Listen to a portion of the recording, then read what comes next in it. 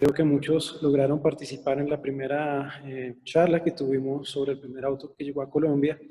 Y esta que vamos a hacer hoy va a ser sobre la cultura americana explicada a través de los carros. Nos vamos a centrar más en los años 50 y en los años 60, explicar un poco antes de los años 50 qué estaba sucediendo en Estados Unidos y un poco después de los 70 para entender la gran revolución que causaron los automóviles en Estados Unidos. Entonces voy a compartir pantalla para que ustedes puedan lograr ver y iniciar esta charla. ¿Pueden ver todos? Bueno, para empezar, entonces esta charla como tal se llama una mirada a la cultura americana de los años 50 y 60 a través del automóvil. ¿Por qué es importante el automóvil? Porque luego de la Segunda Guerra Mundial, este tomó un papel muy relevante para el desarrollo de la industria americana y del resto del mundo. Vamos a ver un poco sobre Europa, un poco sobre Asia, que estaba sucediendo también en estos territorios, y iniciaremos como tal.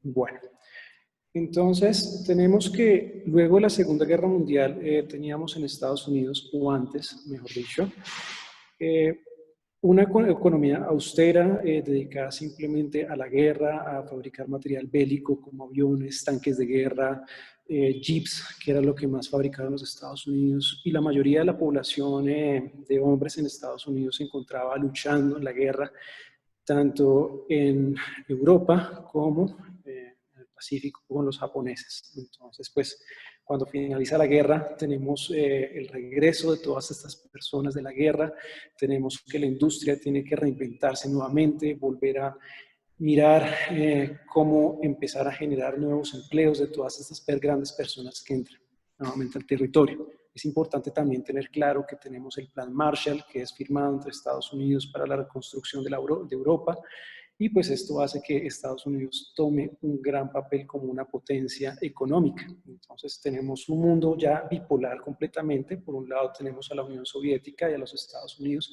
cada uno luchando por mirar cómo adquirir mayor poder dentro de este sistema nuevo internacional.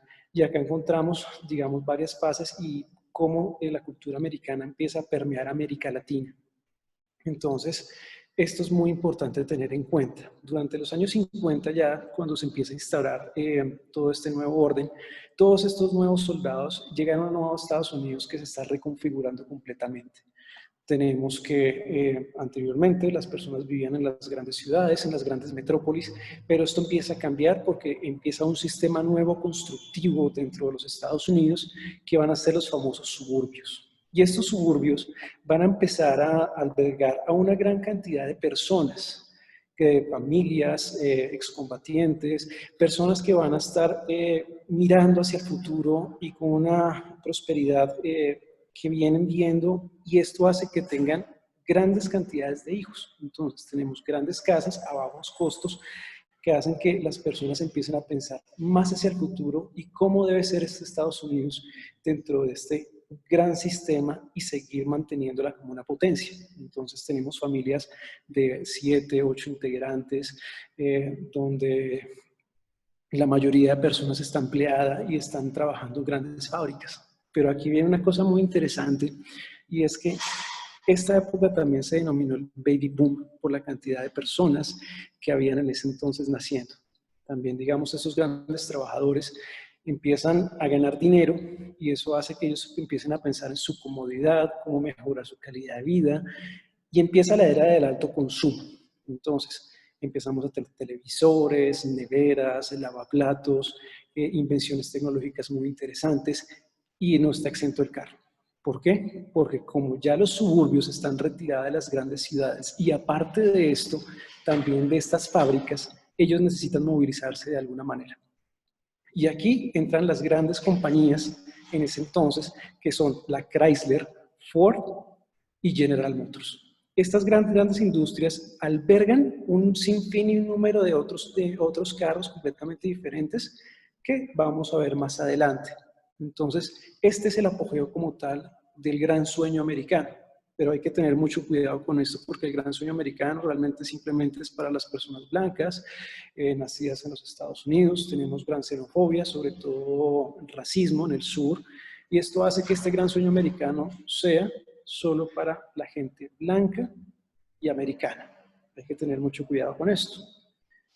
Continuando, pues les muestro una foto de los primeros suburbios que son construidos en los Estados Unidos, los carros que son enormes, grandes, se empieza a pensar más en la comodidad y en el funcionamiento de ellos como tal. Entonces, ahí se ve, es muy interesante como tal.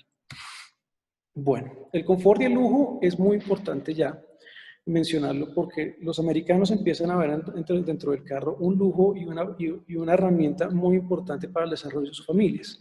¿Por qué? Porque también se empiezan a desarrollar a través de grandes industrias como el cine. Entonces tenemos los autocinemas, tenemos la idea de los centros comerciales, la ida hacia los parques de diversiones con los niños y necesitamos espacio para estas grandes familias y por lo tanto los americanos piensan en carros, vehículos grandes con alto confort. Entonces, por ejemplo, Cadillac en su momento, Packard, anteriormente en los años 40 se inventan los vidrios eléctricos. Estos vidrios eléctricos no son como tal eléctricos, sino hidráulicos, y es el primer diseño que tenemos. Entonces, pues, vale resaltar que uno piensa que los vidrios eléctricos son muy modernos, podemos pensar en los 90, pero no, esto ya estaba instaurado sobre las finales de los 40 e inicios de los 50, sobre todo con Packard y después con Cadillac.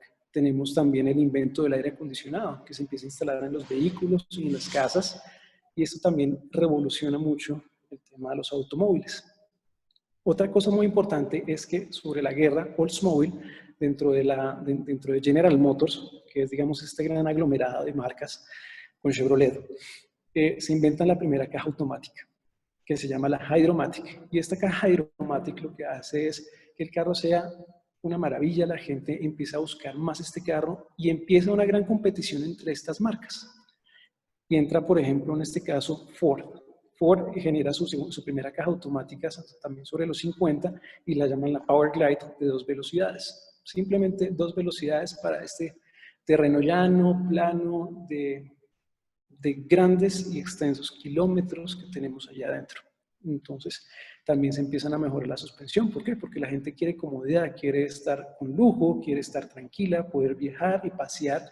Y de ahí también vienen las casas rodantes. Y estas casas rodantes son pequeños trailers en aluminio semejantes a los sets que se manejaban en Hollywood. Y se van estas grandes familias a recorrer toda América. Y esto es un gran hito, porque esas grandes carreteras construidas en los años 20, en el 29, tras la crisis del 29, con el keynesianismo, con John Maynard Keynes, que intenta reactivar la economía, en ese momento con el presidente de los Estados Unidos, se empiezan a apreciar.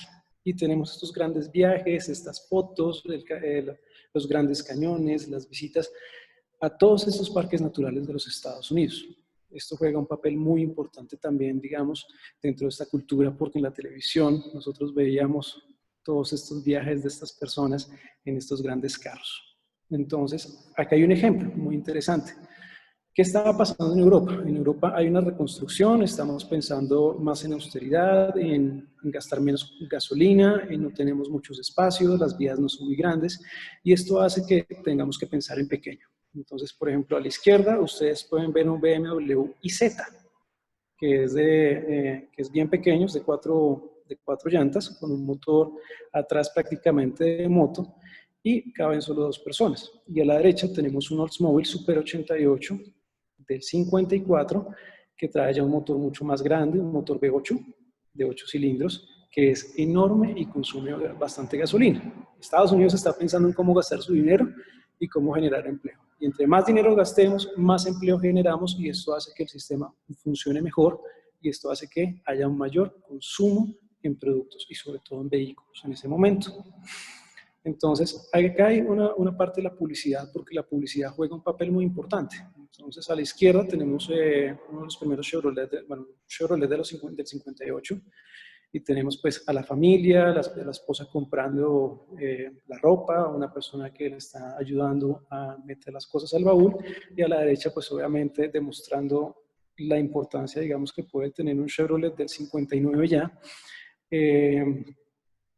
y lo que se puede utilizar. Entonces, por ejemplo, tenemos para utilizar para negocios, para viajes, para vacaciones, para ir a hacer trabajos y para viajar. Entonces, el carro toma un papel central dentro de este desarrollo y esta revolución que hay dentro de la industria como tal americana. Bueno, ¿qué pasó? Pero esto no va solo, porque si ustedes se dan cuenta y piensan en los modelos de Cadillac, ustedes recuerdan estas grandes aletas de los carros y uno se pregunta el por qué. ¿Qué tiene esto de relevante? ¿Por qué estas aletas tan grandes, monstruosas, que uno ve el carro y uno dice, es un carro enorme, casi 2 metros, 3 metros prácticamente algunos, con estas grandes aletas? Y es que acá entra todo el tema del diseño aeroespacial, que es tan importante en esta época, y uno piensa en los juguetes del momento. Entonces son cohetes, se está pensando en llegar a la luna, se está pensando en los autos voladores, se está pensando más allá de lo que está sucediendo en la Guerra Fría. Y entonces tenemos todos estos modelos de carros que son enormes con sus aletas. No sé si recuerdan el carro también de Elvis Presley.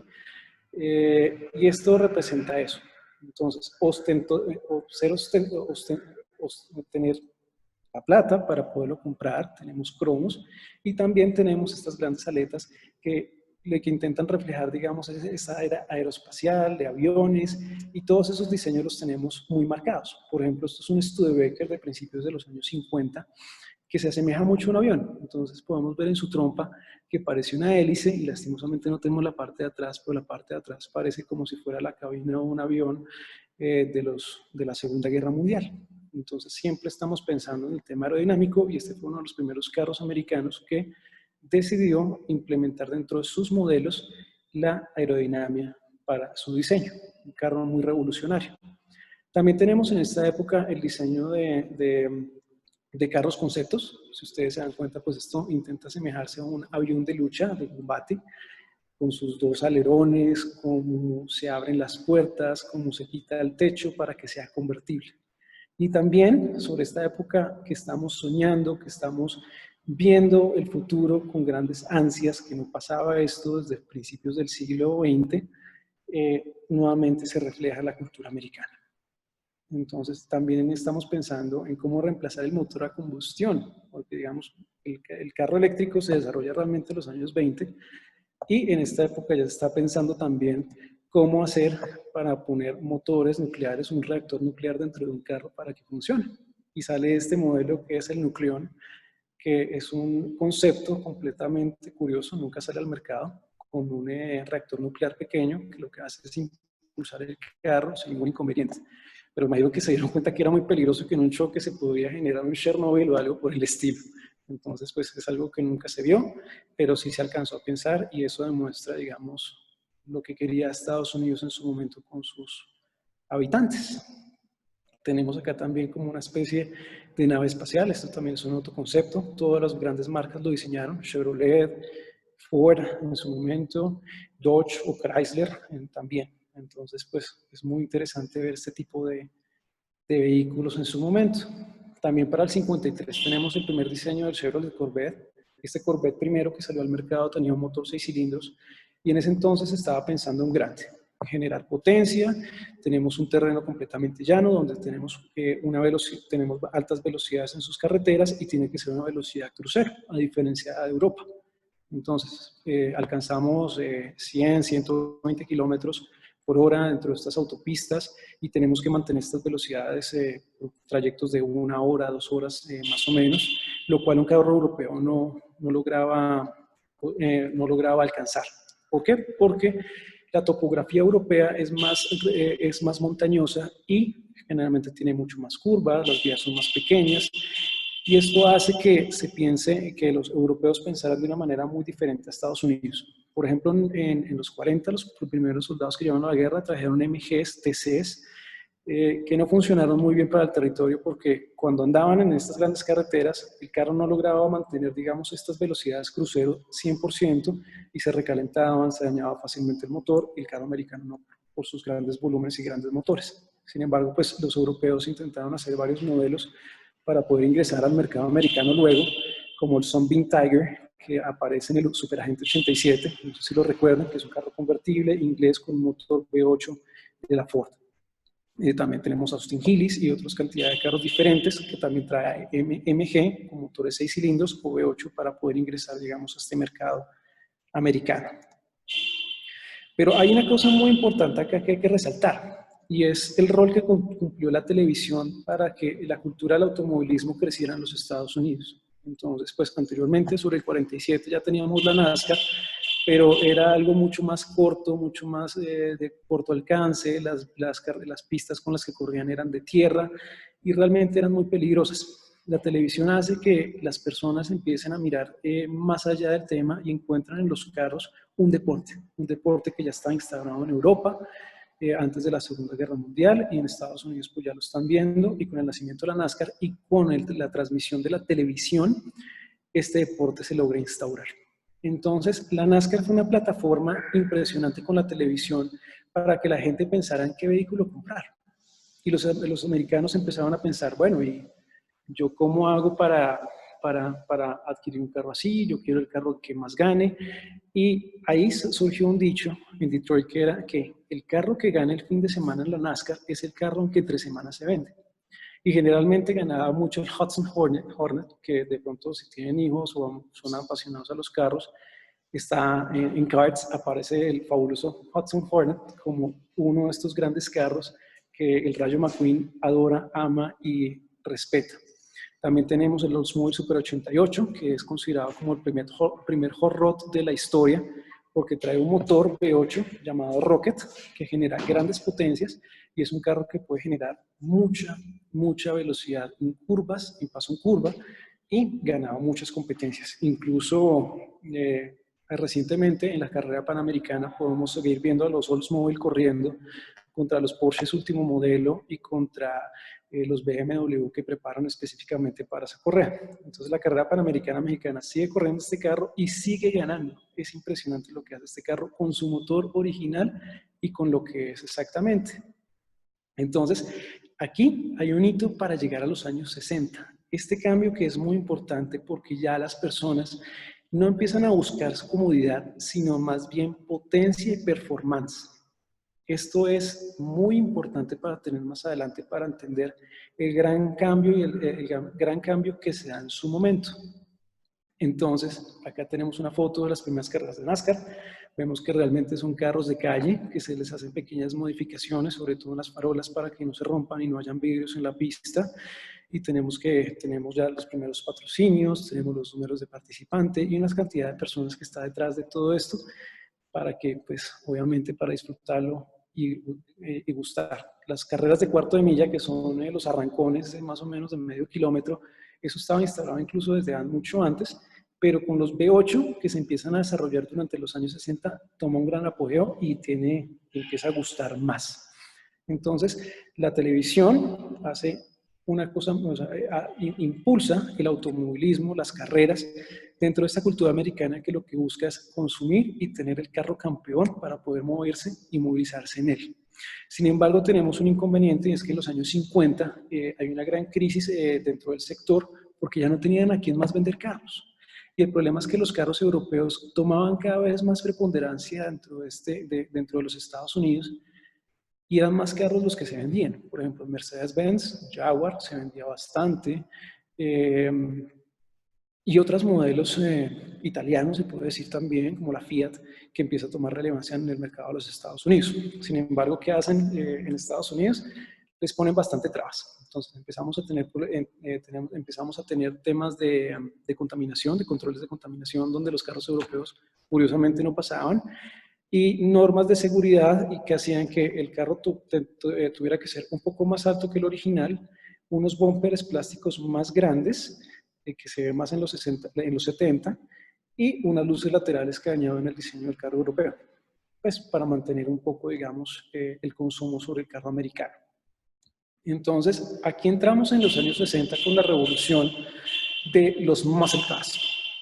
Y tenemos que tener en cuenta que, como vimos en la anterior presentación, el motor V8, realmente es diseñado por la compañía de Dion Bouton en los años 20, en los primeros 10 años del siglo XX, y que los americanos empiezan a desarrollar.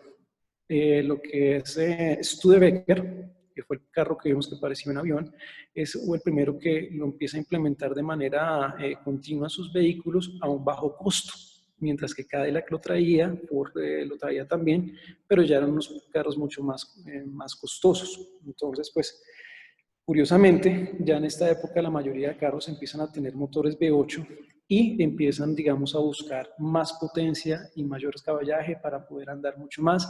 Y ya en esta época tenemos que los baby boomers, que eran de los 40, finales de los 40, inicios de los 50, ya empiezan a tener ostentosidad, ya están trabajando, ya quieren vehículos y no quieren esos viejos carros grandes que se movían despacio, que consumían bastante gasolina y quieren más poder, potencia.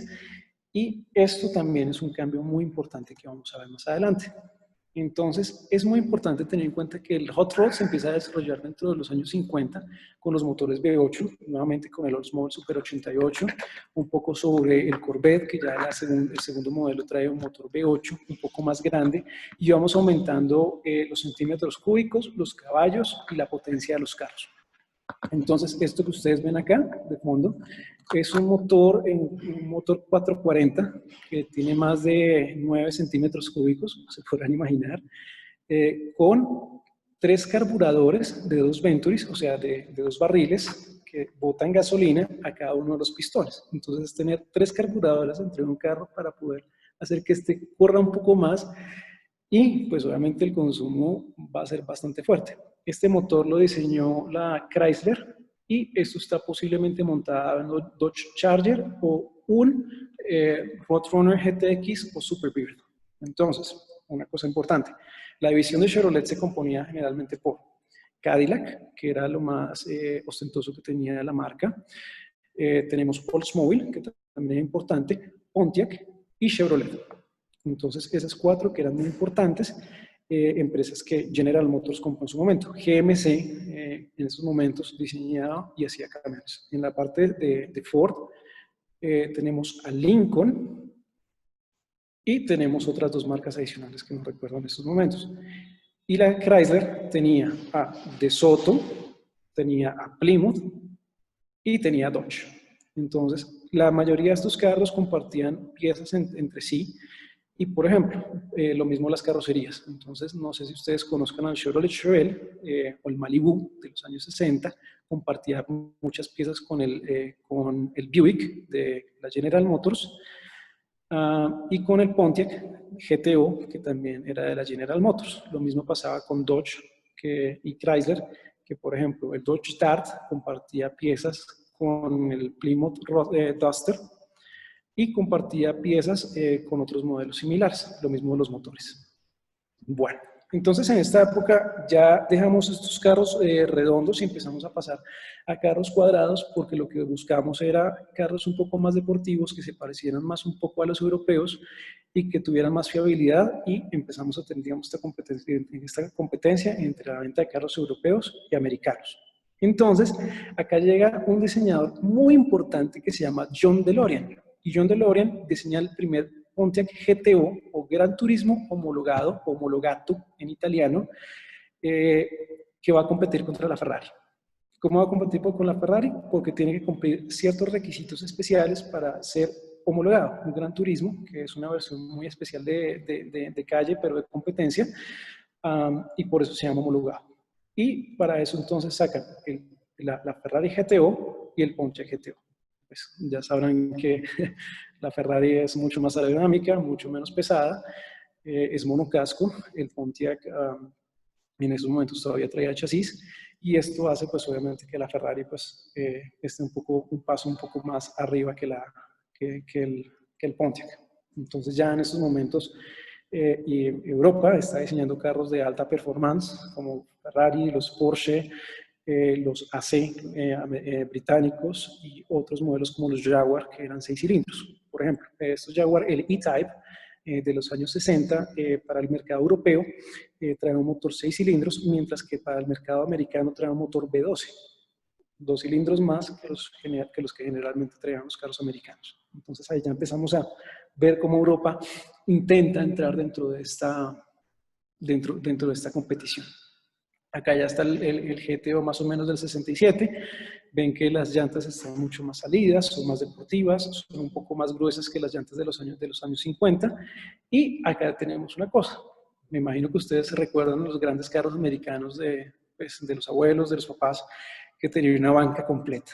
En estos momentos el tema de la banca completa se empieza a acabar y tenemos dos bancas con una caja de mecánica o automática en el piso.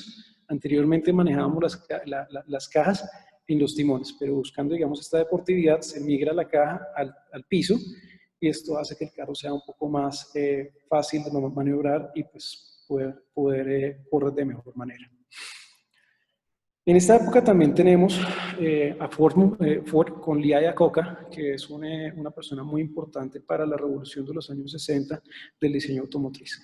Lee Iacocca fue contratado por la Ford en ventas, pero viendo, digamos, cómo él iba evolucionando, cómo era su perfil profesional, fue avanzando dentro de la compañía y logró de cierta manera sacar en ese momento Ford de la quiebra, porque en esos momentos Ford no le estaba yendo muy bien con las ventas, sus carros eran grandes, no generaban gran performance y las personas preferían carros como los Pontiac o los Dodge que ya venían teniendo gran potencia. Entonces Lee Iacocca les dice a Henry Ford II, señor Ford, nosotros tenemos que construir carros más deportivos y tenemos que competir a nivel internacional para posicionar a Ford.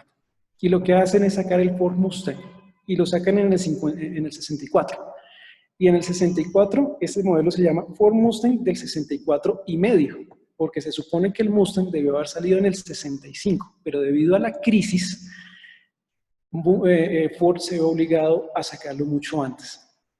Y este carro es un éxito completo, rompe con récords de venta, y ya con estos récords de venta, Ford logra posicionarse nuevamente y empieza a mirar también a futuro y empieza a mirar a ver cómo consolidarse en estos mercados internacionales que también se empiezan a abrir porque ya el mercado americano está topado.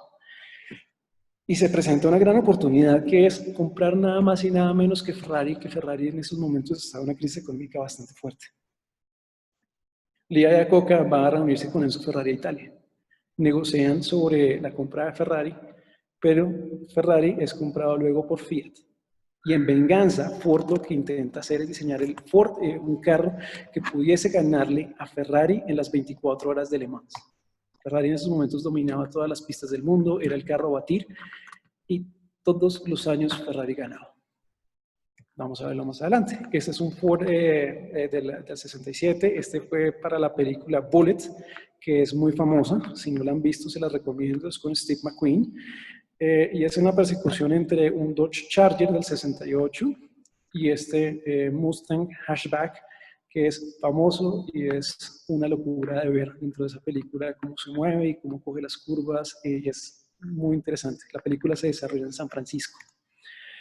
En esos mismos momentos, acá viene una de las alianzas más importantes dentro del mercado americano, y es con Carroll Shelby. Carroll Shelby ganó sobre los 50 con Aston Martin las 24 horas de Le Mans.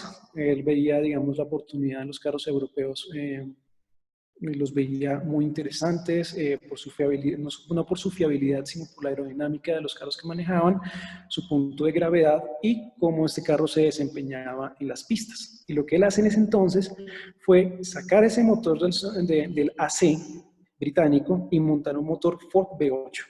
Y él empieza a modificar esos carros europeos para que se comporten de mejor manera en las calles americanas, y estos carros empiezan a tomar más relevancia y Ford está muy pendiente de esto con Lee Iacocca. Y contratan a Shelby para poder diseñar el Ford GT40. El 40 son los centímetros que tenía que ir el chasis o la carrocería del piso con relación a la altura de sus llantas. Y esta combinación entre Carroll Shelby y Ford logran batir por 3 años consecutivos a la Ferrari. Entonces ahí Henry Ford II logra su venganza sobre Enzo Ferrari y construyen un hito muy importante dentro de la historia del automovilismo americano. Entonces acá podemos ver un Shelby Cobra. Entonces Shelby Cobra es como tal la marca. Tenemos una carrocería AC con unas modificaciones obviamente americanas, con un motor Ford V8 modificado con con 4 carburadores de 2 Ventures. Esos son posiblemente unos Weber 40 o 45 por su tamaño, que se utilizaban mucho en las Ferraris y en los carros de competición europeos en ese momento. Entonces ya vemos acá una mezcla entre ambos mundos, que es muy interesante. Las llantas anchas, mucho más deportivo, y esto era lo que buscaba la generación de los baby boomers. Carros deportivos, de alta performance, que pudiera uno andar a todo lo que marcara, no importaba el tema de la gasolina, porque la gasolina era baratísima y era prácticamente regalada en los Estados Unidos en ese momento. Entonces, acá tenemos varios grandes sitios. Entonces, en la NASCAR, el Charger Daytona, que ustedes pueden ver en la parte de arriba, logra romper las 200 millas por hora. Ningún carro en ese momento había logrado romper las 200 millas por hora. Lo logra Dodge con un motor V8. Hemi, que Hemi significa de culatas hemisféricas, es la posición de las culatas, sobre todo donde van las válvulas y donde va la bujía y cómo va a ser la explosión del carro. Y abajo tenemos a Ford ganando las 24 horas de Le Mans, y la primera vez que lo gana hace tripleta. Entonces queda primero, segundo y tercero. En este momento gana Bruce McLaren, que era un competidor muy importante en esa época. Y McLaren luego se consolida como una marca muy importante en Europa para diseñar sus propios carros, hipercarros, llamémoslos, o carros deportivos, más la escudería de la Fórmula 1. Entonces, yo quiero que vean un poco cómo ha sido la evolución de los carros, pues, dependiendo obviamente de las generaciones que se vieron en este momento. Entonces acá tenemos un Chevrolet Chevelle del 65, lo vemos un poco cuadrado, parecido a la línea de los 50, no con muchas líneas, mientras que a finales de los 70, perdón, ya vemos unos carros mucho más robustos, con unas llantas más anchas, con motores mucho más grandes, con varios carburadores, con frenos de disco en las 4 llantas, con su caja al piso, automática, mecánica, y es una evolución. Entonces, mientras que los del 65 y sobre todo los del 50 buscaban este confort, los de los 70 buscaban este alto performance. Desgraciadamente en el país no llegó estos carros, sobre todo los del 69 y 70, por el cierre de fronteras. Pero bueno que los conozcan si no los conocían. Acá tenemos, por ejemplo, el Plymouth Barracuda, que es uno de mis carros favoritos, siendo honesto. Entonces tenemos abajo el del 65, lo vemos un poco cuadrado, no tenemos llantas tan anchas, no tenemos unas líneas tan agresivas, mientras que en los años 70, ya a final de los 70, ya vemos un carro mucho más grande, más voluminoso, diseñado más que todo para el cuarto de milla. Acá tenemos al Mustang, el famoso Mustang. Entonces, el Mustang sí lo ven un poco más cuadrado en el 64, y pues no se ve muy interesante. Digamos que Ford lo que buscó en este modelo era un carro medianamente deportivo, pero con las prestaciones de sus carros anteriores. Entonces nunca fue un carro muy rápido ni muy robusto para correr en grandes competiciones. Pero a partir de eso diseñaron el Ford Mustang Mach-1, que es el que ven a su izquierda, que ya es mucho más deportivo. Aquí tenemos el famoso Dodge Charger, que aparece en Rápido y Furioso, si recuerdan esa película. Tenemos el del 64, que viene siendo muy cuadrado también, con unas líneas bastante fuertes, y ya un diseño mucho más agresivo en los años 70. Entonces, siempre buscando la deportividad y la agresividad. Entonces, en los 70 tenemos ya incluso motores mucho más grandes que de los que se diseñaban en el 64. Acá tenemos el GTO que habíamos visto al principio. Entonces, el 64 fue el primer GTO, que es el Tempest, y al lado izquierdo tenemos el GTO de Jude, el juez. ¿Y por qué se denominó el juez? Porque era el carro a batir en las pistas de cuarto de milla, era el carro más veloz, y entonces era supuestamente el que juzgaba a los otros carros para mirar a ver quién le ganaba. Entonces, ahí vemos, digamos, un gran cambio también en su línea. Y pues prácticamente en 6 años, cómo iban cambiando, iban evolucionando los carros, siempre buscando nuevos compradores.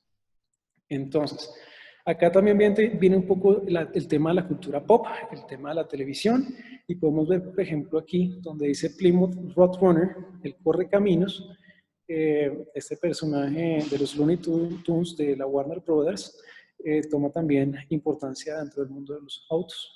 Entonces, el Correcaminos fue uno de los carros emblemáticos de la Plymouth durante esta época.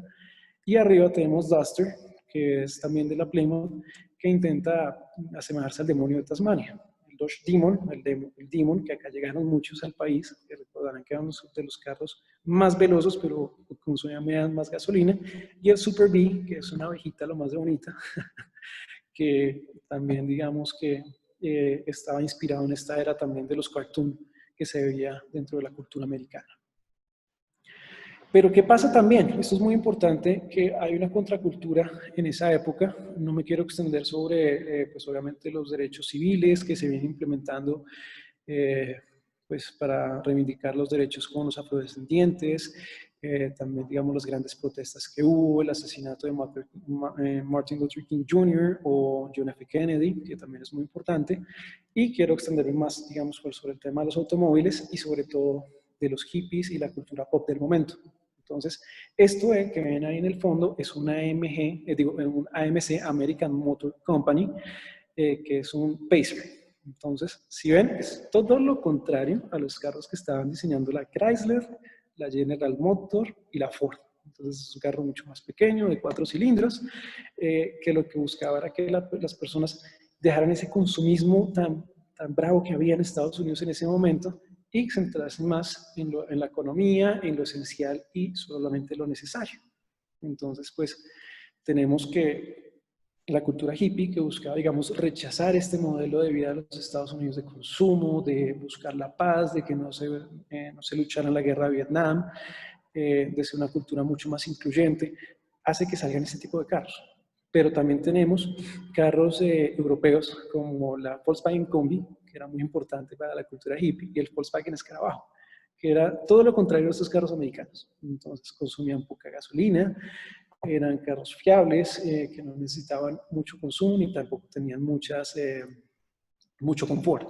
Es muy interesante ver cómo el Volkswagen Escarabajo, de ser un invento de Adolf Hitler con Ferdinand Porsche, pasa a ser un símbolo de paz y amor en el mundo. Entonces tenemos el carro Volkswagen, el carro del pueblo para los alemanes, sobre todo la Alemania nazi, pasa a ser, digamos, parte de esta contrarrevolución que iba en contra, digamos, de lo que estaba pasando en el mundo y lo que había pasado en la Segunda Guerra Mundial.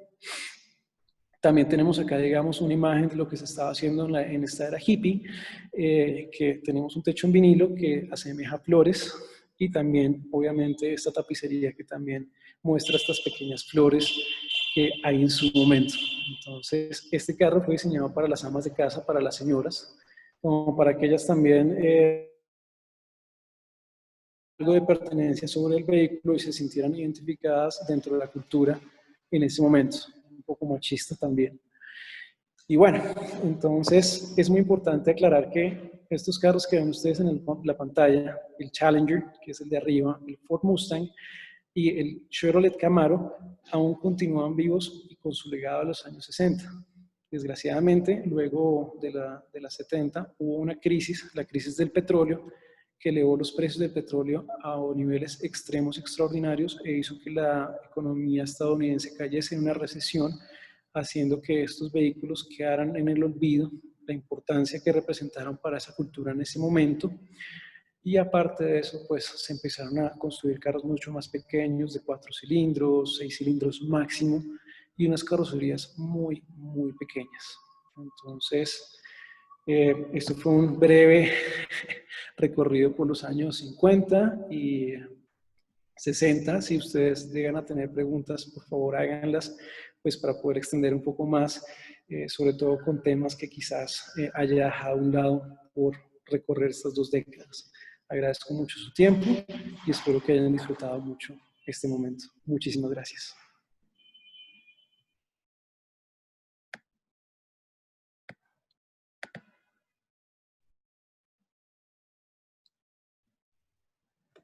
No sé si puedan habilitar los micrófonos.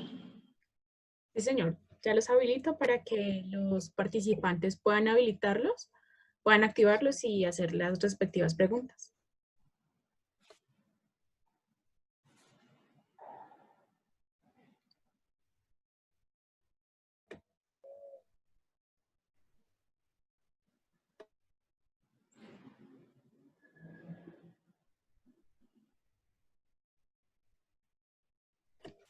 Y esto también nos está acompañando el profesor Robert Moore, por quien preguntabas. Él ya nos puede Un acompañar. saludo para Robert. Y saludos a Juan Camilo Caicedo, el profesor, también. Un placer tenerlo en esta charla. Gracias, Nicolás.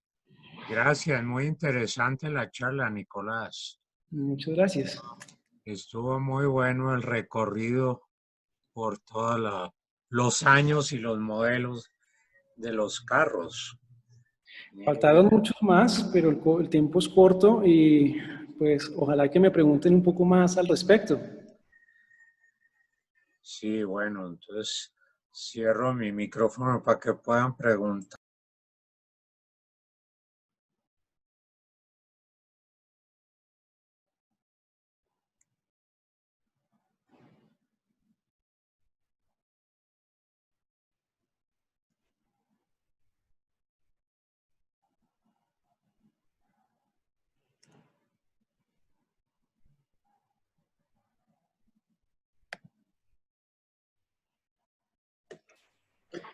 Me pareció muy interesante la conferencia y creo que desde hace mucho tiempo Ferrari siempre puntea en todo lo que tiene que ver con el desarrollo tecnológico automotriz y pues siempre se puede decir que han sido los número uno, por lo menos en cuanto a tecnología se refiere de competencia, ¿no? Sí, digamos que Ferrari ha marcado un hito bastante grande dentro del automovilismo, pero hay otras marcas que también toman mucho más relevancia, pues tienen bastante relevancia dentro del desarrollo de carros de competencia y de carros de calle, como Alfa Romeo.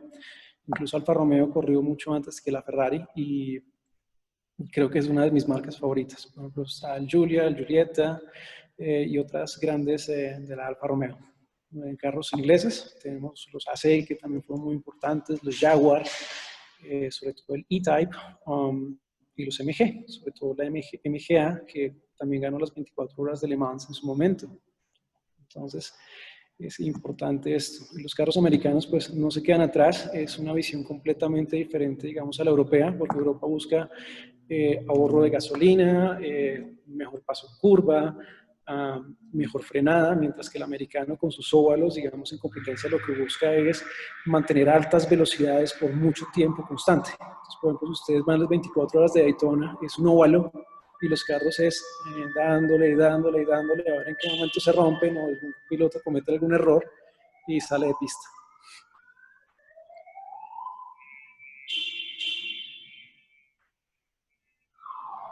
Gracias, profesor. Esperemos a ver si alguien más tiene preguntas.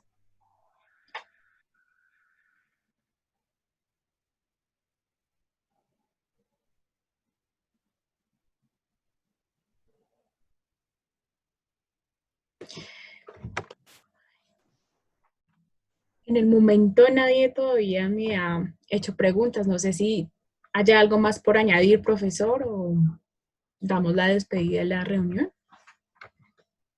Sí, sí, no hay ningún inconveniente. Digamos que muchísimas gracias a las personas que pudieron asistir. Es un honor y un placer siempre estar con ustedes. Gracias por abrir este espacio y si quieren otros espacios parecidos con algún otro tipo de temas sobre el automovilismo, con mucho gusto estaremos aquí para darlo. Creo que hay que aprovechar y decir que la cultura del automovilismo es muy importante, es cultura. En Colombia tenemos muchos carros interesantes de los años 50 y 60. Tenemos que apreciarlos y valorarlos bastante. Entonces, generalmente estos carros, pues muchas personas piensan que consumen bastante gasolina. No, no lo hacen.